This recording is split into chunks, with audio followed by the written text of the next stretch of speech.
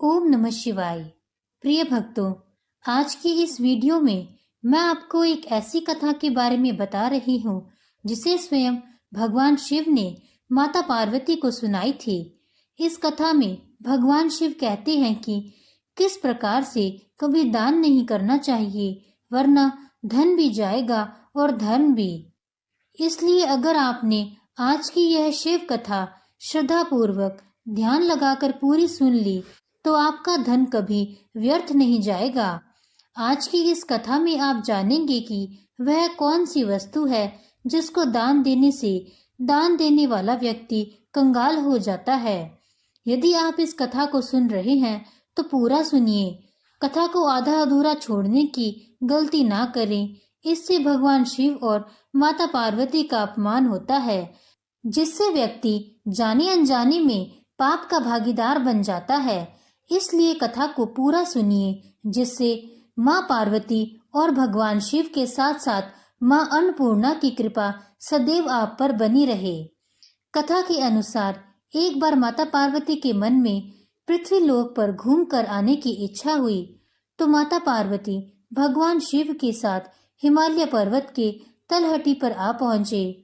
इस प्रकार कुछ समय व्यतीत होने पर एक दिन माता पार्वती प्रकृति की छटा को निहारते हुए एक पर्वत के किनारे बसे एक छोटे से राज में जा पहुंची, जहां की आसपास का दृश्य बड़ा ही मनमोहक था।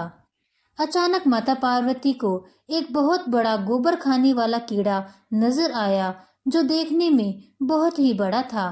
उस कीड़े को मारने के लिए वहीं पास में एक नाग ने घात लगाया हुआ था। वह नाग जैसे ही उस कीड़े पर प्रहार करने वाला था, तभी उसी समय वह कीड़ा एक मनुष्य के रूप में बदल जाता है।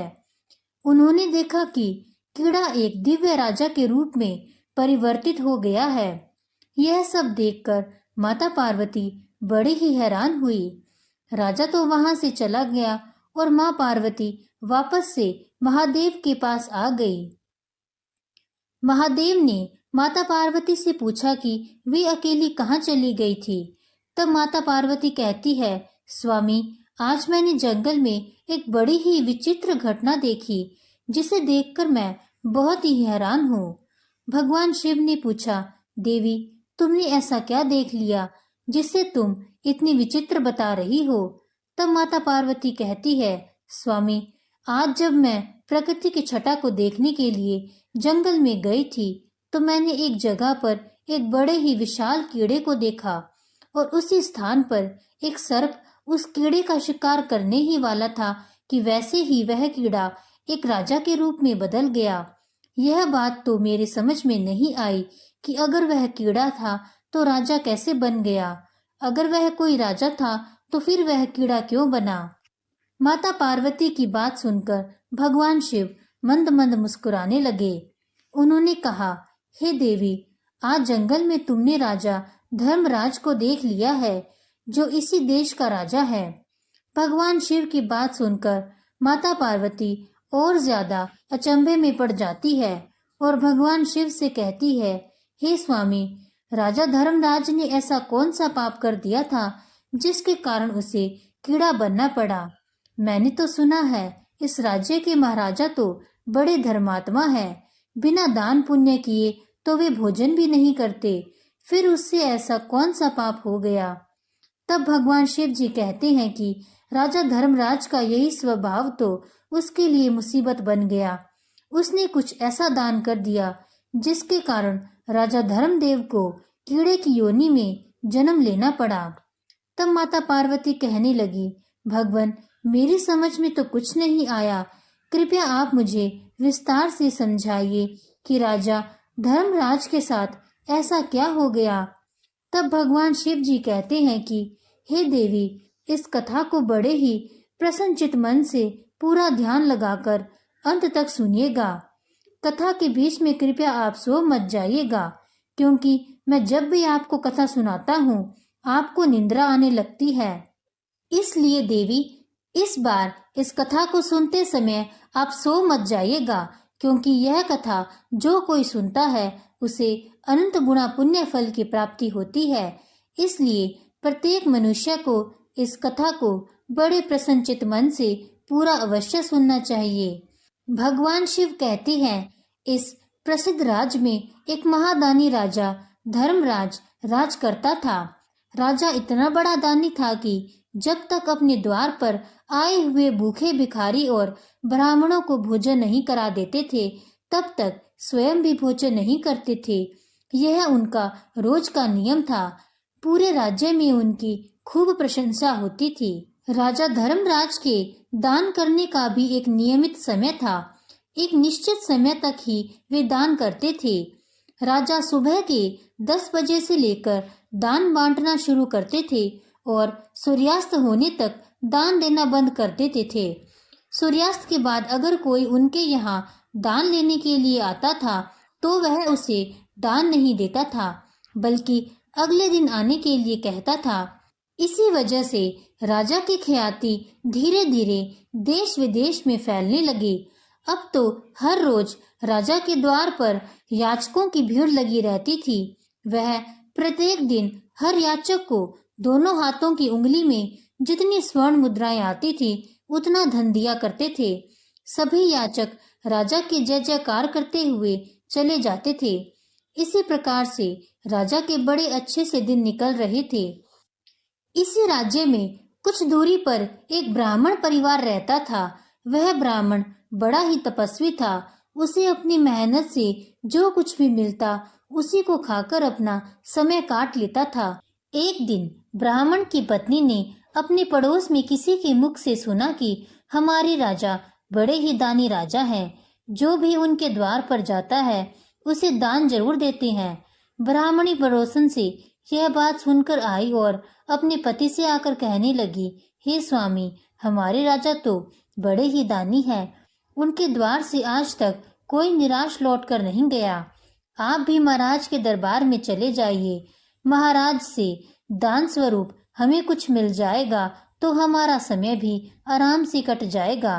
ब्राह्मण बोला, देखो प्रिय, मेरी जिंदगी का आधा समय तो बीत गया है और आधा समय ही शेष बचा है। वह भी मैं जैसे तैसे काट लूंगा, पर मैं किसी के द्वार पर हाथ फैलाने नहीं जाऊंगा। ब्राह्मणी बोली, हे स्वामी, आप कैसी बातें कर रहे हो?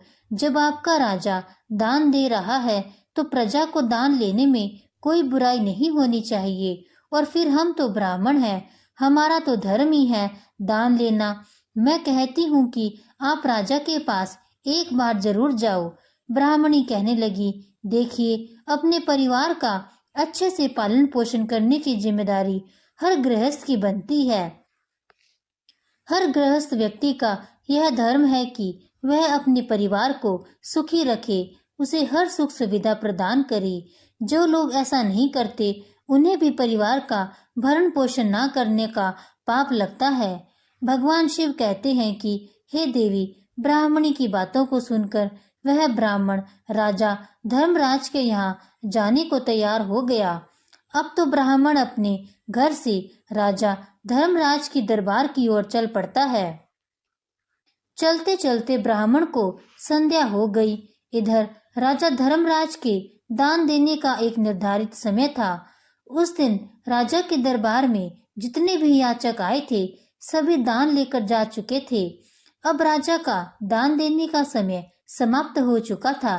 सभी दान पेटियों पर ताले लगा दिए गए थे। इधर ब्राह्मण बड़ी दूर से पैदल चलकर आ रहा था, लेकिन ब्राह्मण को पहुंचते पहुंचते सूर्यास्त हो चुका था। अब महाराज ने दान देना तो बंद कर दिया था। राजा और उनके सैनिक दान पेटियों को लेकर राजमहल की ओर जा रहे थे। उसी समय रास्ते में ब्राह्मण उनके मार्ग में आ जाता है और बड़े ही विनीत भाव में कहने लगता है, महाराज, मैंने सुना है आप हर दिन गरीब को दान देते हो। मैं भी एक गरीब ब्राह्मण हूँ और काफी दूर से पैदल चलकर आपके द्वार पर आया हूँ। कृपया करके मुझे भी दान दीजिए। सूर्यास्त के बाद अपने पास एक ब्राह्मण को आया देखकर राजा कहने लगा, हे ब्राह्मण देव, मुझे क्षमा करना, मैं सूर्यास्त के बाद दान देना बंद कर देता हूँ। आप मेरे पास सूर्यास्त के बाद आए हो, अब आप वापस लौट जाइए और कल सुबह मेरे पास आइएगा। तब मैं आपको दान दूंगा। यही नहीं, कल जब आप मेरे पास आओगे तो मैं आपको आज का भी और कल का भी दोनों दिन का दान दूंगा। हे पार्वती, ब्राह्मण थोड़ा जिद्दी स्वभाव का था तो कहने लगा, महाराज मुझे आज ही दान दे दीजिए, मैं कल का इंतजार नहीं कर सकता। रोज रोज दान लेने के लिए मैं आपके यहाँ नहीं आ सकता। तब राजा ने यह बात सुनी तो राजा को कुछ क्रोध आया, परंतु ब्राह्मण जानकर राजा ने फिर उसको समझाया कि हे ब्राह्मण देव, तुम्हें कल ही दान देने के लिए आना होगा। मैं तुम्हें कल ही दान दे सकता हूँ, आज दान नहीं दे सकता। फिर ब्राह्मण बोला कि नहीं महाराज, दान केवल आज ही लूंगा, कल मैं आपके पास नहीं आऊंगा। यह बात राजा को कुछ अच्छी नहीं लगी। राजा क्रोध में आ गया और क्रोधित होकर राजा ने वहां कुछ घोड़े की लीद पड़ी थी, क्योंकि राजा चलते चलते घोड़े के अस्तबल के पास जा पहुंचे थे। ब्राह्मण ने देखा कि ब्राह्मण आज ही दान लेने की हट कर रहा है, तो दान के रूप में राजा ने घोड़े की लीद उठाकर ब्राह्मण के कमंडल में डाल दी। ब्राह्मण उस लीद को लेकर सम्मान से अपने घर की ओर चल देता है। इधर घर पर उसकी पत्नी इंतजार कर रही थी और वह सोच रही थी कि मेरे पति देव राजा के यहाँ से कुछ दान लेकर आते होंगे कि राजा साहब उन्हें सोने की मोहरें देगा, जिससे हमारी सारी दरिद्रता मिट जाएगी। ब्राह्मण दान में घोड़े की लीद लेकर अपने घर पहुंचा तो ब्राह्मण की पत्नी बड़े ही प्रसन्न होती है और ब्राह्मण से कहने लगी, देखो मैं तुमसे कहती थी ना कि महाराज के दरबार में दान लेने जाओगे तो तुम्हारी गरीबी मिटा देंगे। यह बात सुनकर ब्राह्मण बोले, हे देवी, दान देने वाले ने दान दिया और मैंने उसे ले भी लिया। तुम एक काम करो, इस स्थान को गोबर से लीप दो, तब मैं तुम्हें राजा के द्वारा दिया गया दान दिखाऊंगा, नहीं तो यह दान अपवित्र हो जाएगा। बड़ी खुशी के साथ ब्राह्मण पत्नी ने उस जगह को लीप दिया और उस जगह पर एक दीपक जलाकर रख दिया और वहीं जाकर बैठ गई। उसके बाद ब्राह्मण ने घोड़े की लीद से भरा हुआ पात्र अपनी ब्राह्मणी को दे दिया। यह देखकर ब्राह्मणी बड़ी ही आश्चर्यचकित रह गई। यह कैसा मजाक है? ब्राह्मण ने कहा, मजाक कैसा, राजा ने दान में दिया है, वह मैंने तुम्हें लाकर दे दिया। अब तो ब्राह्मणी बड़ी दुखी हुई कि राजा ने लीद का दान किया है। क्या राजा के पास धन की कमी हो गई थी? चलो कोई बात नहीं, महाराज से गलती हो गई होगी, आप फिर से राजा के पास चले जाना। उस दिन के बाद ब्राह्मण कभी राजा के पास दान लेने नहीं गया और ब्राह्मण ने उस लीद को अपने घर के द्वार पर रख दिया था। अब भगवान शिव माता पार्वती से कहते हैं कि दान का जो फल होता है वह कर्ता को 1000 गुना वापस मिलता है। यदि आपने अपने जीवन में किसी चीज का दान किया है तो परलोक में उसका फल हजारों गुना बढ़कर मिलता है। राजा ने जो लीद का दान दिया था, उस लीद का भगवान की कृपा से ब्राह्मण के घर के द्वार पर धीरे धीरे एक पहाड़ सा बनता चला गया। इस तरह राजा के दान का फल बढ़ता जा रहा था। ब्राह्मणी ब्राह्मण से पूछती है, हे स्वामी, इस लीद का क्या होगा? यह तो रोजाना बढ़ती ही जा रही है। आप तो वेदों के ज्ञाता है, मुझे इसका मतलब बताओ। तब ब्राह्मण कहने लगा, देखो देवी, यह राजा के दान का फल है जो बढ़ता जा रहा है और इस फल को भोगने के लिए उसे खुद ही भोगना पड़ेगा। यदि हम इसे उपयोग में ले रहे होते तो राजा को इसका शुभ फल प्राप्त होता। अब जबकि यह हमारे किसी काम का नहीं है तो इसका परिणाम अब राजा को ही भोगना पड़ेगा। यह बात सुनकर ब्राह्मणी बड़ी सोच में पड़ जाती है। इस प्रकार धीरे धीरे समय बीतता गया और इधर उस लीद का पहाड़ काफी बड़ा हो गया था। भगवान शिव माता पार्वती से कहते हैं, हे देवी, अब आप आगे सुनिए। एक दिन की बात है, राजा धर्मराज वन में शिकार करने के लिए जाता है, परंतु राजा को कोई शिकार नहीं मिलता। जब कोई शिकार नहीं मिलता तो राजाओं के पहले नियम होते थे कि राजा को जब कोई शिकार ना मिले तो वह बिना शिकार किए गए वापस लौटकर नगर नहीं जाता था, चाहे उसे मार्ग में ही कहीं रुकना पड़े। अब शाम का वक्त हो चुका था और सूर्यास्त होने के बाद किसी जीव को सताना क्षत्रियों का धर्म नहीं होता। यह सोचकर राजा ने सोचा कि अब मुझे यहाँ से चलना चाहिए और यदि किसी स्थान पर ठहर जाना चाहिए। अब तो राजा उस जंगल के पास ही अपने ठहरने का स्थान ढूंढने लगते हैं। ढूंढते ढूंढते राजा उसी ब्राह्मण के घर जा पहुंचते हैं जिसे राजा ने 17-18 साल पहले लीद का दान दिया था। लेकिन राजा उस घटना को भूल चुका था। राजा धर्मदेव जब ब्राह्मण के घर पहुंचे तो वहां पहुंचकर राजा ने ब्राह्मण से कहा कि हे ब्राह्मण देवता, आज मुझे आपके यहाँ ठहरने के लिए स्थान चाहिए।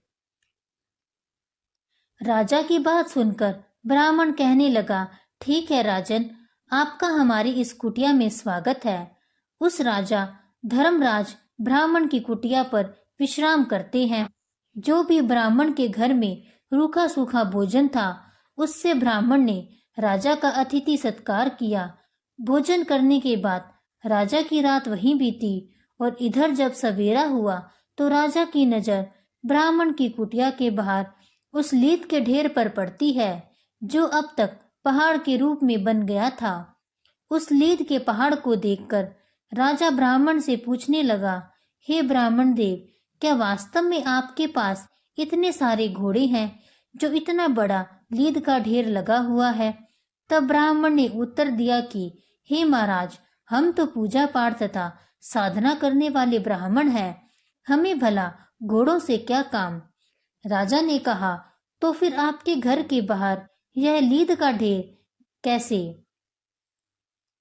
ब्राह्मण समझाते हुए कहता है कि देखिए, यदि आप जानना चाहते हैं कि यह लीद का ढेर क्यों है तो इसके पीछे बहुत बड़ा रहस्य छुपा है।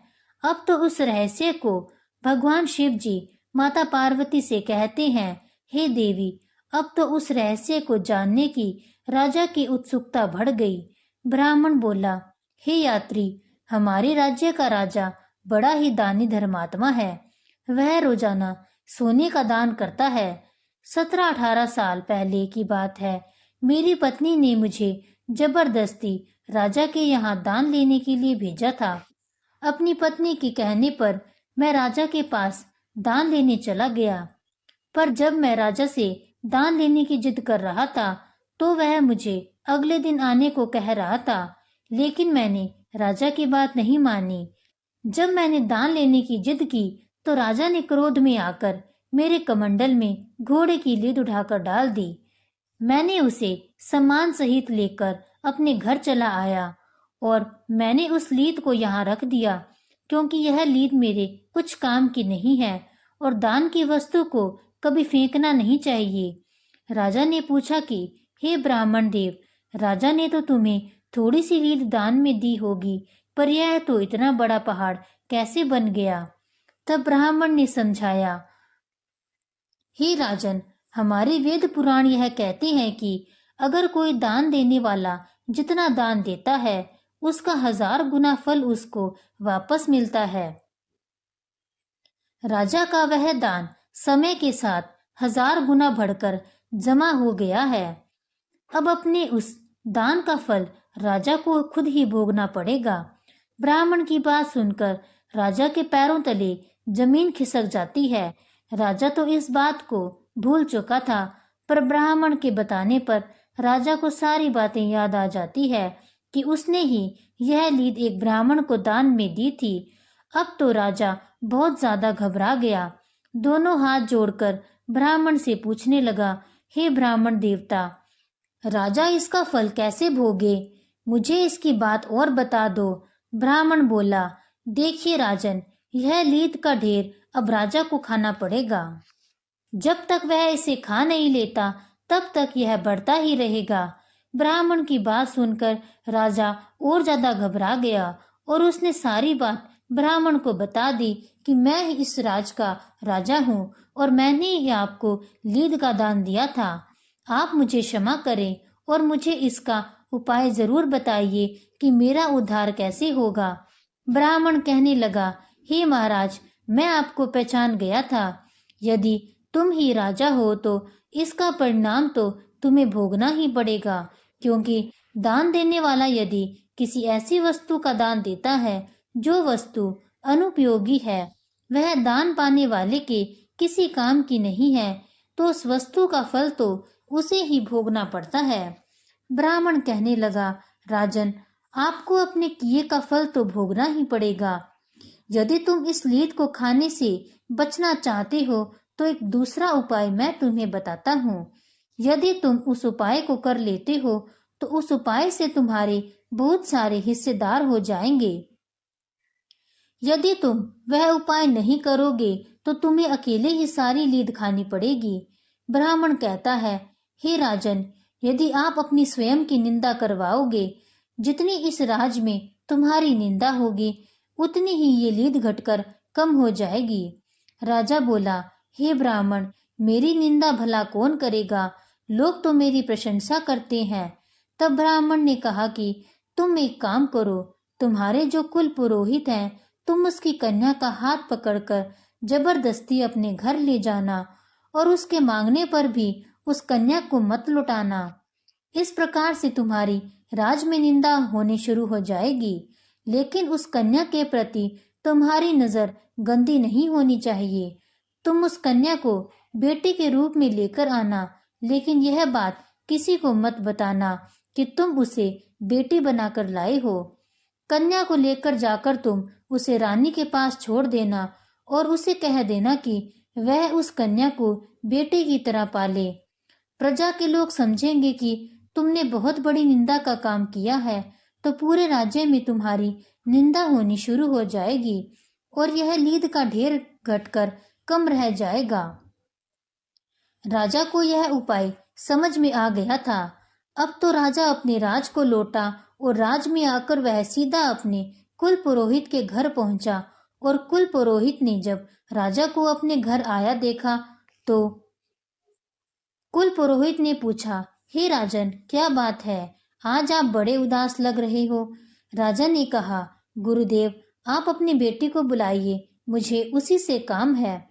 कुल पुरोहित ने सोचा शायद कुछ उपहार देना होगा, कुछ जरूरी बातें पूछनी होगी, तो उन्होंने अपनी पुत्री को आवाज लगाई। राजा उसका हाथ पकड़ा और पुरोहित को धक्का देकर उसकी बेटी को रथ में बैठाकर अपने घर ले आया। बेचारा कुल पुरोहित अपनी बेटी के लिए गिड़गिड़ा रहा था कि महाराज, यह आप क्या कर रहे हो, पर राजा ने एक भी नहीं सुनी। राजा चुपचाप उसकी कन्या को लेकर अपने महल में पहुंच जाता है और अपनी रानी के पास छोड़ देता है और कहता है, इसे बड़े प्रेम से पुत्री की तरह रखना और यह बात किसी को तुम्हें नहीं बतानी है। रानी ने पूछा कि महाराज, आप इसे लेकर क्यों आए हैं, यह हमारे गुरु की बेटी है। तब राजा ने कहा, हे महारानी, चुपचाप होकर आप अब सब कुछ देखो, जो मैं कर रहा हूँ वह मेरे उद्धार के लिए कर रहा हूँ। आगे भगवान शिव माता पार्वती से कहते हैं, हे पार्वती, देखो, राजा जब पुरोहित की बेटी को उठाकर लाया तो सभी प्रजा ने देखा था। उस समय तो किसी ने कुछ नहीं कहा, लेकिन उसके बाद तो पूरे राज्य के लोग उस राजा की निंदा करने लगे कि राजा तो बड़ा ही अत्याचारी व्यक्ति है, जिसने अपने गुरु की पुत्री को पत्नी बनाकर जबरदस्ती अपने राजमहल में रख लिया है। हम तो पहले ही कहते थे कि राजा बड़ा ही नीच है, लोगों को दान देकर केवल दिखावा कर रहा है। इस प्रकार से पूरे नगर में राजा की बुराई होने लगी। सब लोग कहने लगे कि ऐसे राजा का क्या भरोसा जो अपने गुरु का ही नहीं हुआ। इधर ब्राह्मण के द्वार पर वह लीद का ढेर कम होता जा रहा था। जो जो लोग राजा की निंदा कर रहे थे वह उस लीद के ढेर से हिस्सेदार होते जा रहे थे। धीरे धीरे वह लीद का ढेर कम हो गया। राजा कुछ दिनों के बाद जब फिर से दोबारा ब्राह्मण के घर गया तो देखता है कि ब्राह्मण के घर के आगे लीद का ढेर अब इतना रह गया था जितना राजा ने ब्राह्मण को दान में दिया था। यह देखकर राजा बड़ा ही प्रसन्न होता है। राजा हाथ जोड़कर ब्राह्मण से कहता है, हे ब्राह्मण देव, आपने पहाड़ जैसा लीद का ढेर तो कम करवा दिया। जिन जिन लोगों ने मेरी निंदा की उनके हिस्से में वह लीद चली गई, लेकिन अब यह थोड़ी सी शेष रह गई है। अब इसका भी कोई ना कोई उपाय बता दीजिए। ब्राह्मण ने बताया, हे राजन, यह जो लीद रह गई है यह तुम्हारे हिस्से की है, इसे तो तुम्हें ही खाना पड़ेगा। तुम्हें इसे खाने के लिए कीट की योनि में जन्म लेना पड़ेगा। तब राजा बोला, हे मुनि, ऐसा कौन सा उपाय है? ऐसा कोई उपाय जरूर होगा जिसे आप मुझे बताने की कृपा करें, जिससे यह लीद का ढेर खत्म हो जाए और मुझे कीट की योनि में जन्म ना लेना पड़े। तब ब्राह्मण एक उपाय बताता है कि राजन, मेरा एक भाई है जो तुम्हारे इसी नगर में रहता है। वह बड़ा ही विद्वान और ईश्वर भक्त है। भगवान शिव में उसकी बड़ी भक्ति है। वे दोनों पति पत्नी बड़े ही सज्जन हैं, हर समय ईश्वर के ध्यान में लगे रहते हैं। उन दोनों ने तुम्हारी बुराई कभी नहीं की होगी। यदि वह तुम्हारी बुराई निंदा कर दें तो यह बचा हुआ लीद का ढेर भी समाप्त हो जाएगा। ब्राह्मण की बात सुनकर राजा कहते हैं कि हे महाभाग, हे ब्राह्मण देव, मैं उससे भी अपनी निंदा करवाता हूँ। भगवान भोलेनाथ माता पार्वती से कहते हैं, हे देवी, राजा भेष बदलकर उस ब्राह्मण के घर पहुंचते हैं तो ब्राह्मण राजा का स्वागत करता है और बैठने के लिए उसे आसन देते हैं। राजा आसन पर बैठ जाते हैं। अब राजा उस ब्राह्मण से कहने लगा कि हे ब्राह्मण देव, मैंने सुना है यहाँ का जो राजा है वह बड़ा ही अन्याय है, बड़ा ही नीच प्रवृत्ति का है। ब्राह्मण कहने लगा, होगा, मुझे उससे क्या लेना देना। तब राजा ने कहा, हे ब्राह्मण देव, उसने अपने गुरु की पुत्री को बलपूर्वक अपने घर में रख लिया है। तब ब्राह्मण बोलता है, मुझे नहीं पता। अब राजा अपने ही मुख से अपनी बुराई करने लगा, कहने लगा, बताओ, अपने गुरु की पुत्री को अपने घर में रख लिया है, ये कहाँ का न्याय है? बड़ा ही दुष्ट राजा है। ब्राह्मण बोला, हे भाई, मुझे नहीं पता और यह सब बातें मुझे क्यों सुना रहे हो? जब राजा ने बार बार उस ब्राह्मण को आलोचना करने के लिए उकसाया, फिर भी उसने आलोचना नहीं की, तब ब्राह्मण ने अपने तपोबल से देखा कि यह तो राजा है, यह तो मुझसे निंदा करवाने के लिए आया है और मुझसे अपनी निंदा करवाकर अपने पाप में मुझे सम्मिलित करना चाहता है।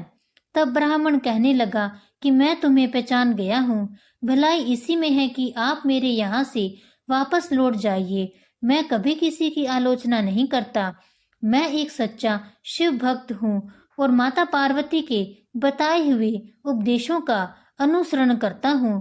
किसी की बुराई कर मैं नरकगामी नहीं होना चाहता। मैंने आज तक जीवन में कभी कोई अनैतिक कार्य नहीं किया और अंतकाल में कुछ ऐसा करके अपने यह लोक तथा परलोक को बिगाड़ना नहीं चाहता। हे राजन, तुम्हारा पाप तो तुम्हें ही भोगना पड़ेगा। राजा ने फटकार लगाकर राजा को वहां से भगा दिया। निराश होकर राजा वहां से लौटकर अपने राज्य को चला जाता है और फिर एक दिन बाद उसी ब्राह्मण के घर जाता है जहां वह लीद का ढेर लगा हुआ था। ब्राह्मण के चरणों में आकर राजा गिर पड़ता है और कहता है, हे ब्राह्मण देव, अब क्या कोई और उपाय नहीं है? तब ब्राह्मण ने कहा, नहीं हे राजन, समझ लो, अब तुम्हें ही यह खाना पड़ेगा, चाहे जैसे भी खाओ। यह बात सुनकर राजा कहने लगा, हे ब्राह्मण देव, पता नहीं कब मुझे कीट का जन्म धारण करना पड़ेगा, तब तक पता नहीं मुझसे कितने पाप होते रहेंगे। क्यों न आप मुझे कुछ समय के लिए कीट बना दो। ब्राह्मण कहने लगे, राजन, मैं तुम्हें कीट नहीं बना सकता, इतनी शक्ति मेरे अंदर नहीं है और यह काम तो भगवान का है। परंतु मैं तुम्हें इतना बता सकता हूँ कि यहाँ से मरने के बाद तुम एक दिन कीट अवश्य बनोगे और जब तुम अपने हिस्से की लीद को खा लोगे, इसके पाप से मुक्त हो जाओगे, क्योंकि तुमने जीवन में कोई पाप नहीं किया है, सिर्फ दान ही किया है। तुम्हारी दानियों में गिनती होती है। तुमने सदैव गरीबों में दान किया है, परंतु तुमसे यह भूल हो गई है और तुम्हें यह भूल भुगतनी ही पड़ेगी। कीट तो तुम्हें अवश्य ही बनना पड़ेगा, लेकिन इस लीद को खाने के बाद तुम मानव योनि को प्राप्त हो जाओगे। भगवान भोलेनाथ माता पार्वती को आगे की कथा सुनाते हुए कहते हैं, हे देवी, कुछ ही दिनों बाद राजा धर्मराज की मृत्यु हो जाती है और मृत्यु के बाद उसे गोबर खाने वाले कीड़े के रूप में जन्म मिलता है और जिस जगह पर लीद पड़ी हुई थी वहां जाकर के लीद खाने लगता है। धीरे धीरे कई वर्षों में उस लीद को वह कीट खाते खाते उसने अपने हिस्से की सारी लीद समाप्त कर दी। तभी आपकी नजर उस कीड़े पर पहुंच गई। हे देवी, उसी समय वह मनुष्य रूप में प्रकट हो जाता है और दिव्य देह पाकर वह स्वर्ग को चला जाता है। वह राजा धर्मराज, जिसने क्रोध में एक ब्राह्मण को दान में लीद दे दी थी, जिसके कारण वह एक कीड़े की योनि में पैदा हुआ। इस प्रकार से एक महान दानी राजा को भी अहंकार में आकर किए गए दान का फल कीड़ा बनकर चुकाना पड़ा।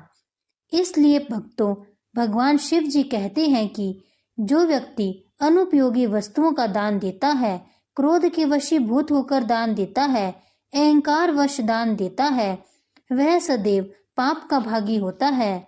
दान देने से पहले मनुष्य को अपने अंतर मन को टटोलना चाहिए कि यदि दान देने की सामर्थ्य नहीं है तो दान नहीं देना चाहिए। हमारे द्वारा दिया गया दान हमें कई गुना होकर वापस मिलता है, चाहे वह इस जन्म में मिले या अगले जन्म में। यदि हमने किसी के लिए खाने की वस्तु दान की है तो आगे आने वाले कई जन्मों में हमारे लिए कभी भोजन का संकट नहीं होगा।